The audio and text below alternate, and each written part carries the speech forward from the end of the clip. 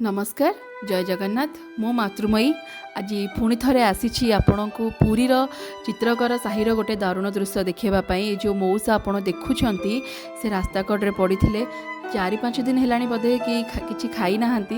से सेमती पड़ी आम जो खबर पाइलु पाखे जा पहुँचलु प्रथम आम कि बुझीपारूनी करूँ कौन गोड़ उपर गोटे कपड़ा आखि खोलु ना माछी भण भण एमती केबे को मनीष पड़ी पारे आज बहुत दिन पर पुणी एमती गोटे दृश्य आम देखिलु तो जो आम पाखे पहुँचलु गामुछाटा काढ़िलु देखिलु गोटे बाँ पट गोड़ तांकर आ नाही पोक मैंने खाई खाई से गोड़ को नष्ट कर देइछंती। पाख लोक आम पचारू लोक मैंने कहले आम खाଇବା दौछु किंतु से खाऊना कि दुखर कथा किंतु गोटे फोन कॉल करूना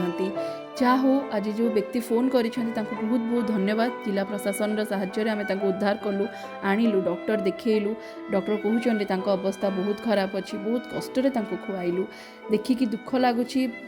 आम मनीष तो प्रकृत में आज मानविकता आज भी बंची तो दयाकोरी गोटे कॉल करूँ आज्ञा गोटे मागणा कॉल गोटे जीवन बचातु ताठू पुण्य आउ किछि नाही। तो मो अनुरोध करुचे समस्त पुरीवासी को एटलिस्ट पुरी रे तो आमर एमती अवस्था न हो